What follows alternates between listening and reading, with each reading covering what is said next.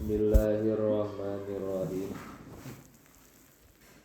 Fasyari'atun akhdun bidinil khaliqi wa qiyamuhu bil amri wan nahyin jala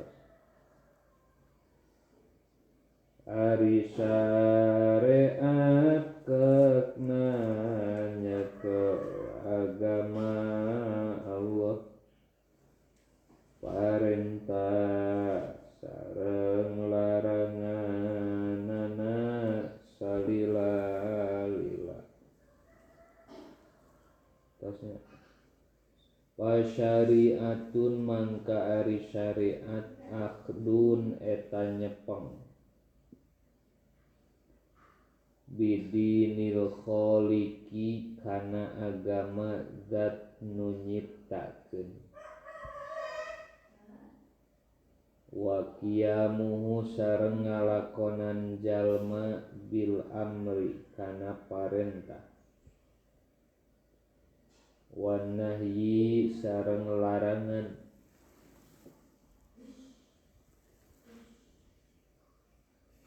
injala anu narima pertela ieu nahyu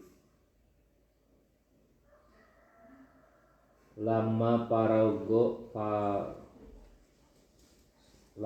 parogo samang sarengse musonib min dzikri tamsilil qaumi tina nyarioskeun perumpamaan kaum laha kana ieu syariat syaraat tah tumandang musonib ibayani ma'aniha dina pirang-pirang maknana ieu syariat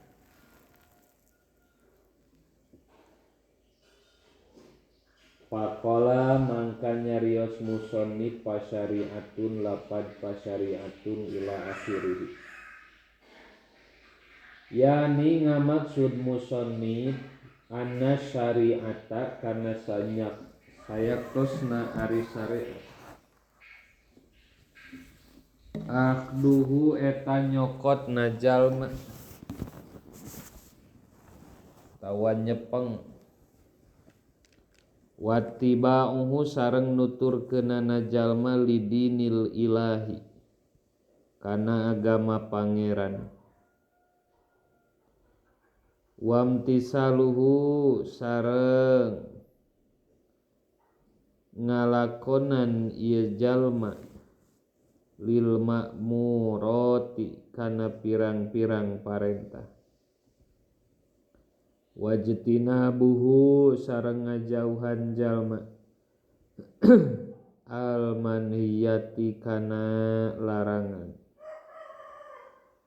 Qala nyarios saha asy-syaikhu Syekh Ali bin Haini radhiyallahu anhu asyariatu ari syariat maeta perkara waroda nu datang bihi kana naon at-taklifu pamerdih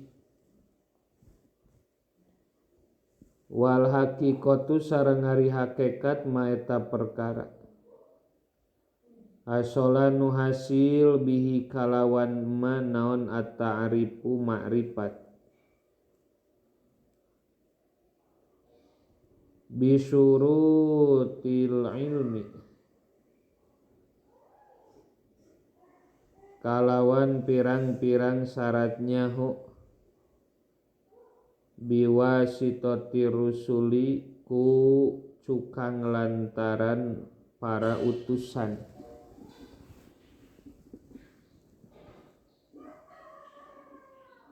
kelewat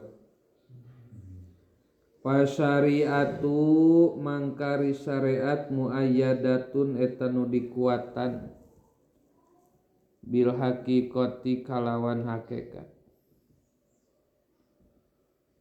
wal haqiqatu jeung ari hakikat muqayyadatun eta nu ditalian bisyariati ku syariat. Wa syariatu jeung ari syariat eta wujudul af'ali ayana pirang-pirang pagawean lillahi karna Allah. Wal qiyamu sareng ngadegkeun atau ngalakonan bisyurutil ilmi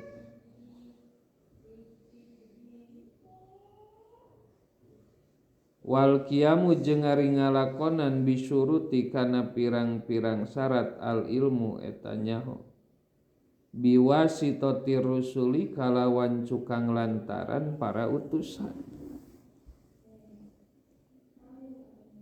Syariat dikuatan ku hakikat, hakikat ditalian ku syariat.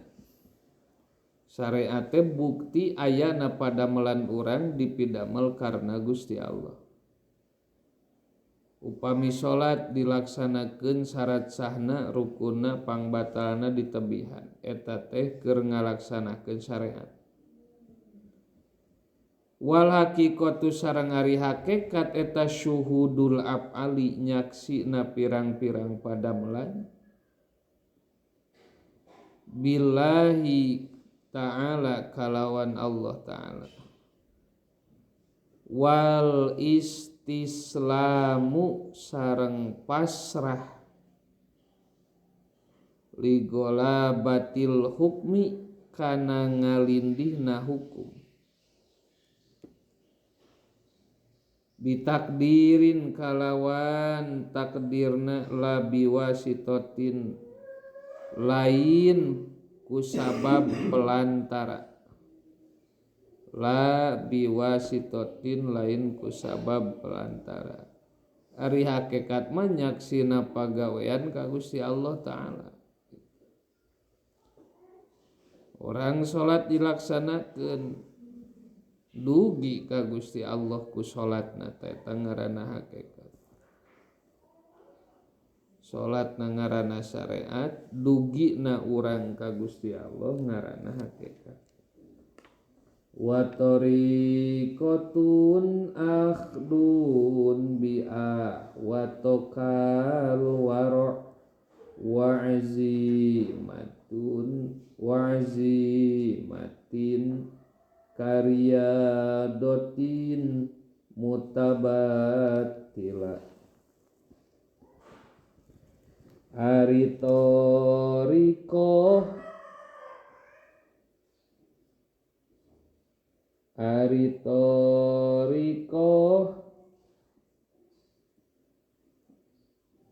nyekel kana kaapikan.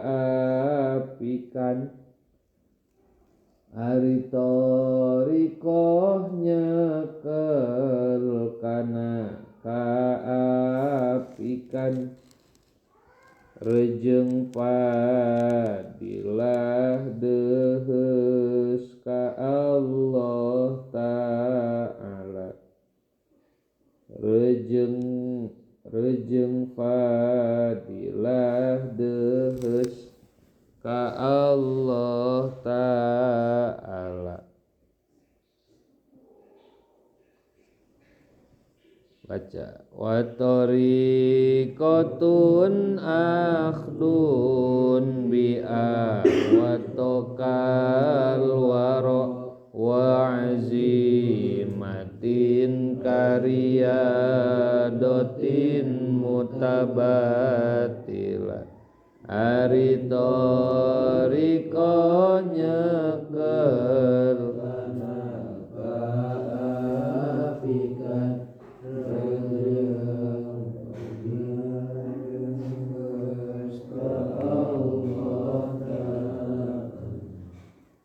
wa tariqatun sareng ari tariqah akhdun eta nyokot biahwato kana leuwih hati-hati kalwaroi sapertoskeun apik wa azimatin sareng pengkuh kariyadhatin sapertikeun riyadhah ngalatih diri mutabattila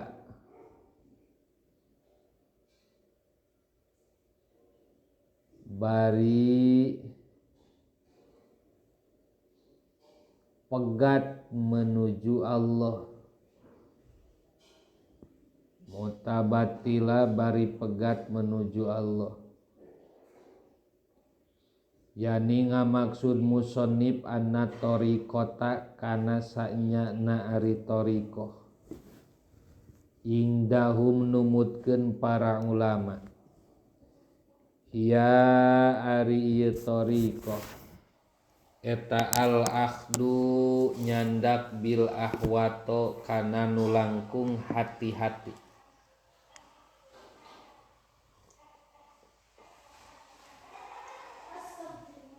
Bisa iril amali dina sasesana pirang-pirang amal. Walaya khudu sareng teu nyandak si jalma birru khosi kana pirang-pirang kamurahan atawa karinganan. Wadzalika sareng ari itu akhdun kal waroi eta saperti sifat waro artosna apik. Saha ekola ngandika saha al-Qushairi Imam al-Qushairi. Naon ari nu disebut waro teh al-wara'u ari waro eta tarkus syubuhati ninggalkeun pirang-pirang anu subhat. Nu teu acan jelas halal sinareng haramna. Wa qala sareng nyarios al-Ghazali Imam al-Ghazali. Al-wara'u ari sifat apik eta arba'u darajatin aya 4 pirang-pirang tingkatan.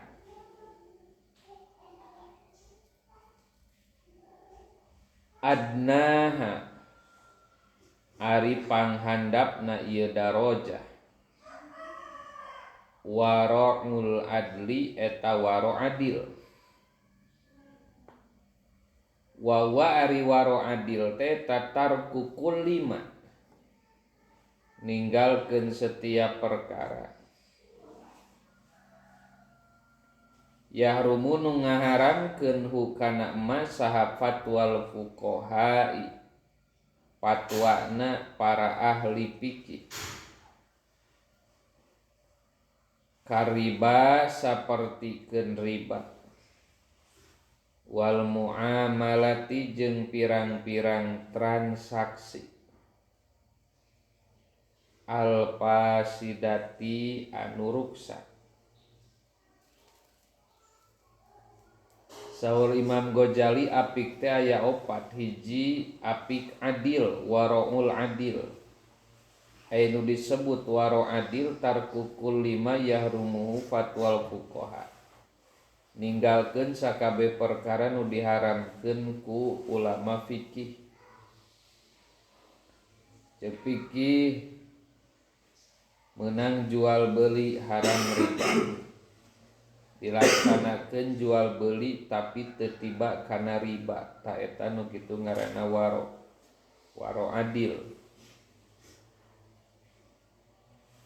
Transaksi jual beli tapi ninggalkeun kana transaksi anu ruksak, ta eta teh waro ngaranna panghandapna. Asaniyatu waro nu kadua eta waro usholihin warona pirang-pirang nu sholih. Wa wari waro sholih eta tarku syubhati ninggalkeun barang subhat. Teu wantun ari can puguh halal nama. Buh dituang, buah diangge atau napi dicanda. Ngaranna waro sholihin. Wasali satu jeung ari nu katiluna eta waraul muttaqin warona jalma nu takwa. Wa wari waraul muttaqin eta tarku maninggalkeun perkara. La ba'sa anu teu bahaya eta tetep bihi dina ma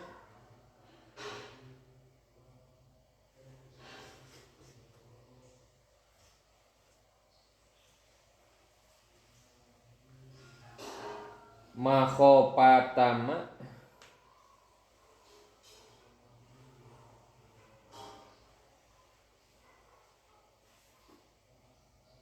makhopatan karna sieun makana perkara bihi nu tetep dina ma sun ari aya bahaya. Nu katilu waro mutakin mah ninggalkeun perkara nu bahaya. Ninggalkeun perkara nu teu bahaya. Karena sieun tiba kana anu bahaya. Tawaro mutakin.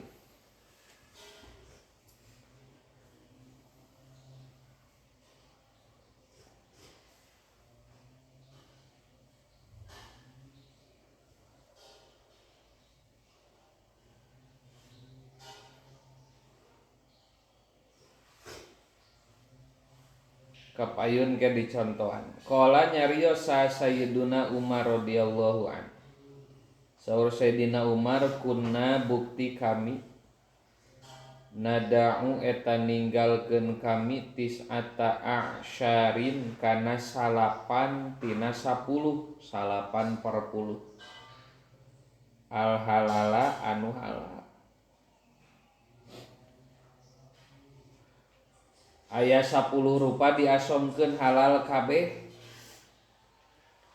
ku Sayyidina Umar dipilih hiji tina nu 10 teh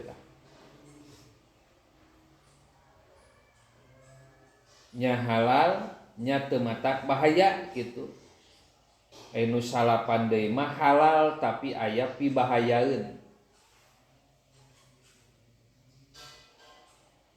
Urang barang tuang misalkeun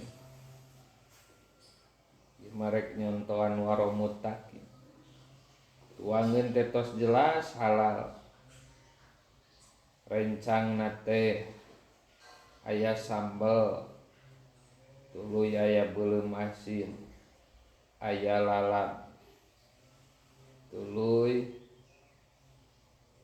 aya daging geus 4 rupa 5 rupa jeung daging jeung sanguna kabeh halal ditinggalkeun misalkeun sambelna halal ngan pibahayaeun kana patuangan teu dituang perkara halal tapi matak pibahayaeun nya kitu deui dina kalakuan perkarana dimeunangkeun ku sabab pibahayaeun ku urang ditinggalkeun eta ngaranna waro mutakin. Makhopatan karna sieun annakoa kana yen tiba kami fil harami dina perkara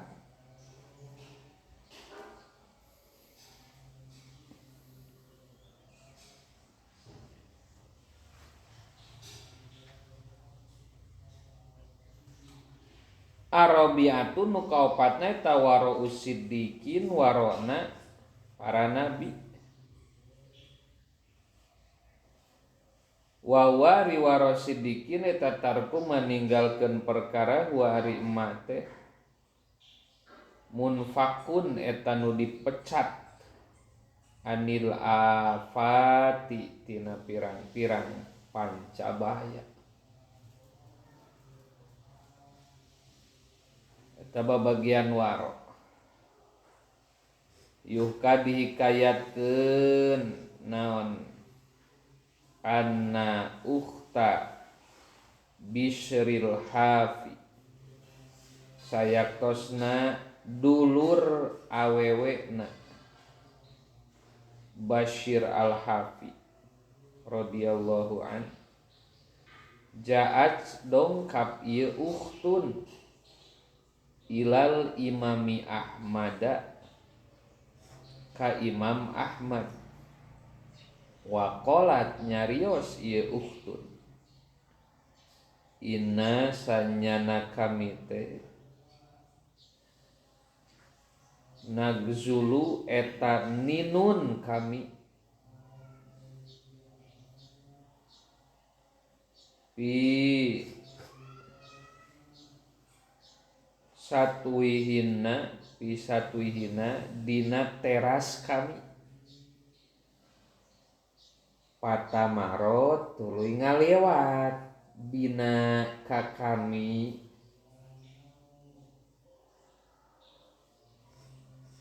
naon masyailu dzahiriyat lampu anu caang wayaqau jeung tumiba naon asyu'a'u caangna tawa sinarna alaina eta nyorot ka kami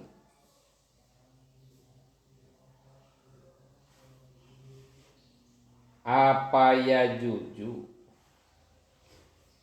naha meunang lana pikeun kami naon al ghazlu ninun fi syu'aiha dina caangna lampu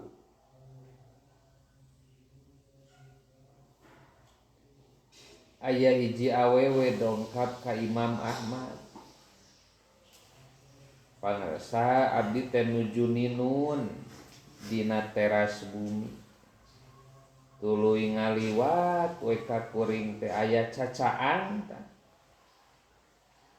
mun urang mameureun mamawa batere tah sorot batere nyorot ka abdi caangna teh tuluy abdi ninun dina cacaang batere nu ngaliwat eta nepi ka kitu naha meunang kuring ninun dina cacaang batere ti jalma nu ngalewat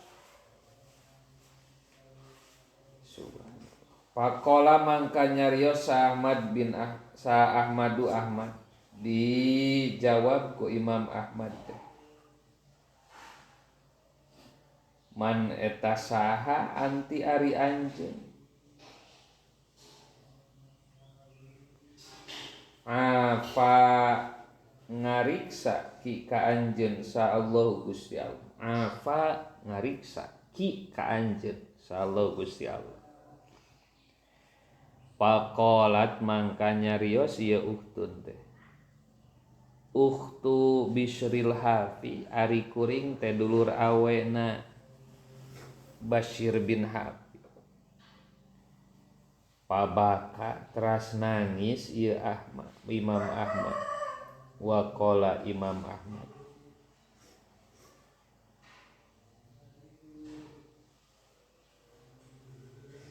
mimbaitikum eta tetep ti imah anjeun yakhruju kaluar naon alwaro apik as-sadiqu anu leres la tagzili ulah ninun anjeun bi syu'aiha dina cahaya eta lampu tapi ka kitu padahal perkara meunang ngubah ninun teh gitu keur barang gawe mun urang mah urang barang gawe hareupeun teras urang hareupeun teras imah urang aya sorot lampu ti imah batur tah kacaangan ye urang teh ku lampu nu batur naha gawe urang teh meunang ngatawan teu cicing dina cacaang lampu batur kitu nu ditaroskeun ku awewe nu bieu teh nepi ka kitu tah keur nyaritakeun waro ieu wakila jeung dicarioskeun inna Malik bin Dinar sayatosna Malik bin Dinar muksu eta cicing ieu Malik bin Dinar bil Basroti di Basra arba'ina dina 40 naonana sanatan taun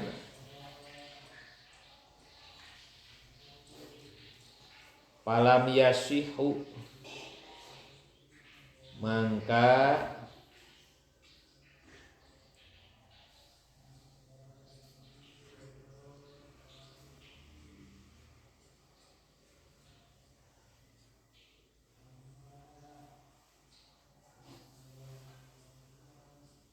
Palam yasiu mangka teu buktos lahu ka ieu Malik bin Dinar naon aya kula yen nuang ieu Malik bin Dinar syai'an kana hiji perkara min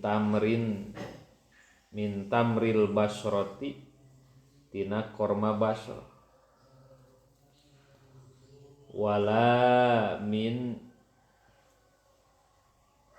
wala jeung teu min rutbiha tina baseuna ieu tamar hatta mata dugi kapupus ieu Imam Malik bin Dinar walam yaduk jeung teu ngaraosan ieu Malik bin Dinar hu kana ieu tamar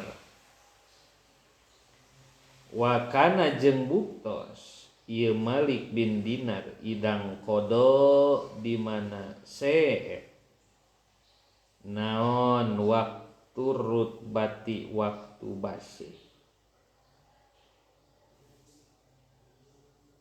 qala nyarios Malik bin Dinar ya ahlal Basra hada ari ieu batni eta beuteung kuring mana koso teu kurang min hutina batnun naon sayun hiji perkara wala zada jeung teu tambah ieu sy pikum diaranjeun kabeh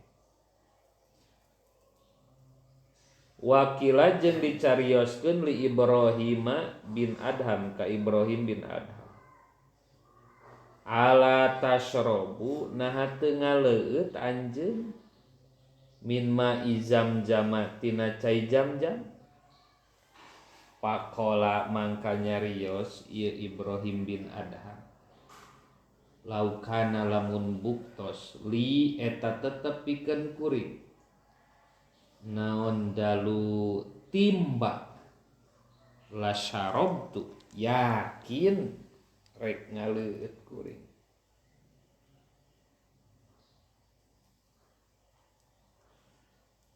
yuka dihikayatkeun naon anau sayatosna kalakuan sareng tingkah auha maparin wahyu saha Allahu Gusti Allah ila nabiyhi ka nabina Allah Musa alaihi salam tegasna Nabi Musa alaihi salam lam yata korob teu damel deuheus ilayya ka kaula saha al mutaqarribuna pirang-pirang jalmi anu deuheus bimislil waroi ku saumpamana sifat apik wa zuhdi sareng zuhud wa qala sareng nyariosa Abu Hurairah Imam Abu Hurairah julasaullahi ari masamuan Allah pendak jeung Allah godan di akhirat eta ahlul waroi ahli apik wa zuhdi jeung ahli zuhud wa qala kahmas sareng nyarios saha kahmas adnabtu damel dosa abdi dan ban kana hiji dosa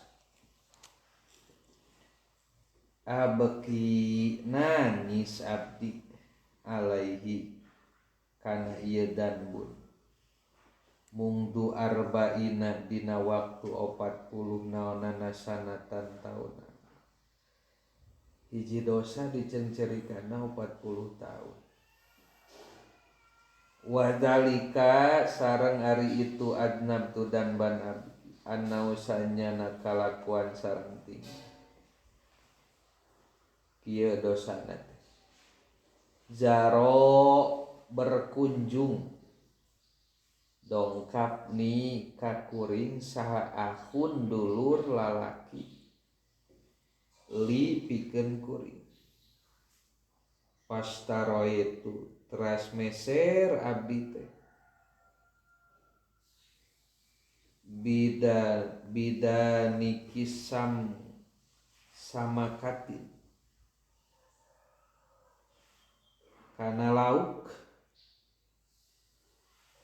masuyatin anu dibakar. Berarti da kadongkapan tamu mesero ikan bakar palama parogo samangsa rengse akhodtu tah nyandak abdi kot atatini kana sacuil taneuh min jidari jarin tina tembok tetangga li pikeun kuring hatta gosala sehingga ngumbah ieu akhun yadahu kana panangan akhun walam astahil jeung teu nyupri halal kuring ku kana ieu tin. Subhanallah. Imam Kahmas kadongkapan hiji tamu tuluy disuguhan pas nalika rek nyuguhanana nyokot sacuil taneuh tina tembok batu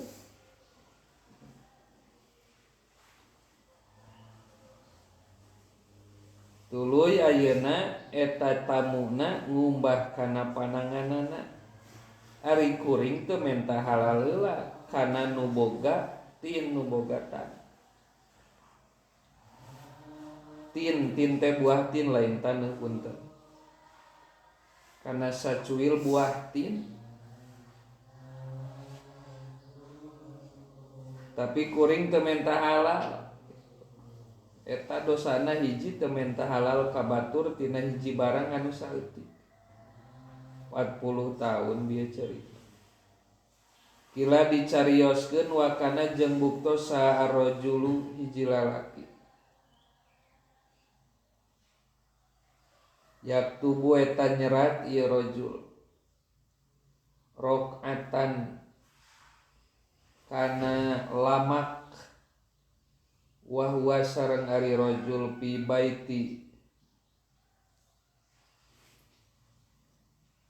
baitin di imah bikiroin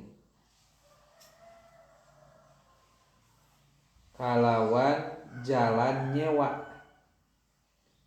Paroda mangka ngamaksud ieu rojul ayat rubah kana yen naneuhan ieu rojul alkitaba kana tulisan min jidaril baiti tina tembok imah. Pakhotoro mangka ngerenteg bibalihi dina hate na ieu rojul naon annausanyana kalakuan sareng tingkah bil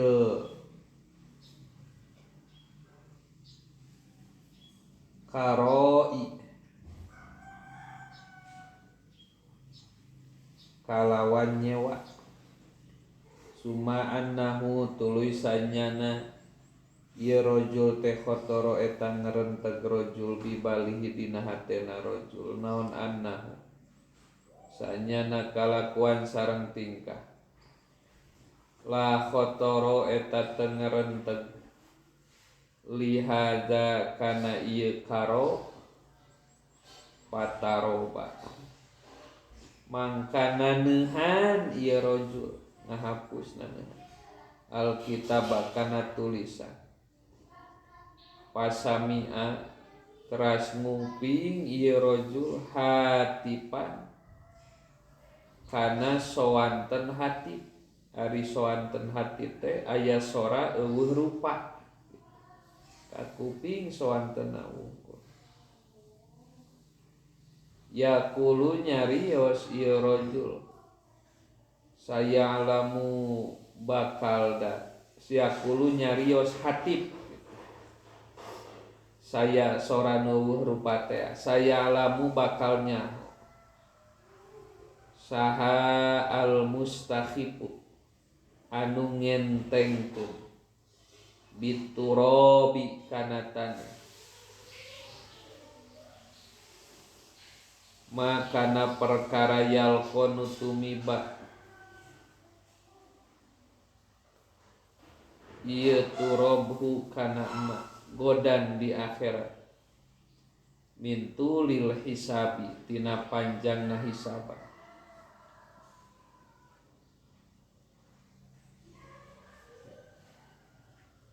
nyokotan ngahapus ku tanah jol aya sora eueuh rupa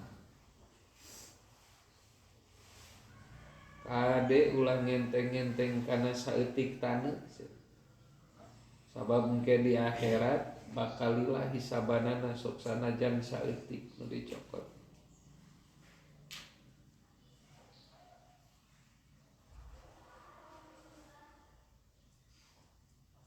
warohana sareng ngagade saha al imamu Ahmad Imam Ahmad bin Hambal radhiyallahu an sapolan kana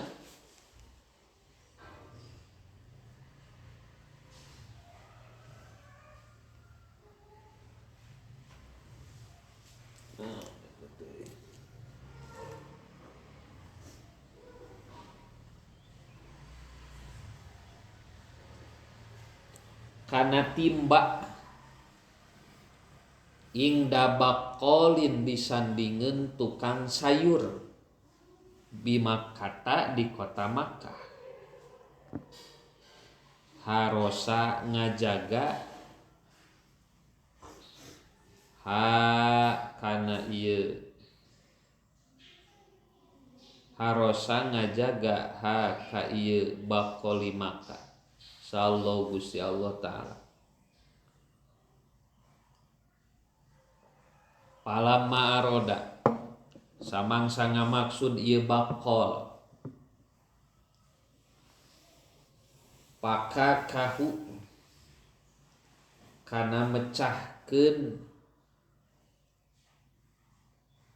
ieu satolan si betul aya baan teh teu nya kana timba akhroja tah ngaluarkeun saha bakolu tukang sayur ilaihi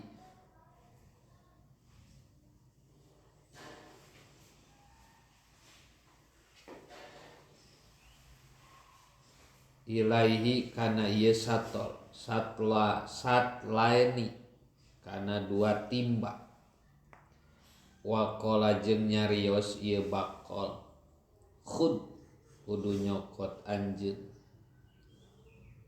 ayyuhuma kana nubana bae laka pikeun anjeun faqala mangka nyariosa Ahmadu Ahmad askulu samar alaya kakuring naon satli timba kuring bahwa mangkaritu satlun telaka eta pikeun anjeun wadarahimu jeung ari pirang-pirang dirham laka eta tetep pikeun anjeun faqala mangka nyarios sa baqolun sa al baqolu tukang sayur satluka ari timba atawa ember anjeun hada eta ieu wa ana jeung ari kuring arontu eta ngamaksud kuring an ajroba kana yen nyoba kuring ka anjeun faqala mangka nyarios ieu Ahmad la akhoda teu nyandak kuring hu kana ieu satlun wa madho jeung ngalangkung ieu Ahmad wa taroka sareng ngantunkeun Ahmad as-satla kana timba ingdahu disandingeun bakol. Wakila jeung dicarioskeun roja'a mulih saha Ibnul Mubarak Ibnul Mubarak min Marwa ti kota Marwa ila Syami menuju kota Syam. Pi kolamin nyandak hiji kolam. Ista'aro anu nambut nginjem hu kana ieu kolam. Palam yarud teu ngabalikeun deui ieu Ibnul Mubarak hu kana kolam. Ala sahibihi kanu bogana ieu kolam. Wadakhala sareng lebet saha Al Hasanul Basri Makkah ka kota Makkah. Paroat teras ningali Hasan Basri gulaman kahiji bujang min auladi Sayyidina Ali bin Abi Thalib ti pirang-pirang putrana Sayyidina Ali bin Abi Thalib radhiyallahu anhu. Musnadan barina nu nyarande nondoru tonggongna ieu gulam ilal Ka'bati kana Ka'bah. Yaudu mituturan ieu gulam annasa ka jalma-jalma. Pawakopa teras calik alaihi caketeun gulam sa Al Hasanul Basri. Waqala gulam lahu ka ieu Hasan. Waqala Hasan punten tibalik lahu ka ieu gulam. Maeta naon?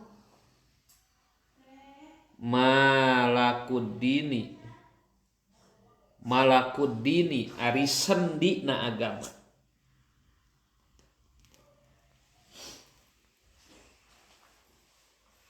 Pakola mangka ngawaler ieu gulam alwaro ari sendi agama teh eta apik. Kola nyarios deui ieu Hasan. Pama mangka naon apatuddini ari panca bahaya agama. Naros kola ngawaler ieu gulam. Atomu eta sifat toma. Pata ajaba mangka ngarasa kaget. Saha Al Hasanu se Hasan Basri minut ieu gulam. Waqala sareng nyarios ieu saha Al Hasanu Hasan. Misqalu darratin ari satitik tina sifat waro. Asalimi anu salamet khairun eta langkung sae.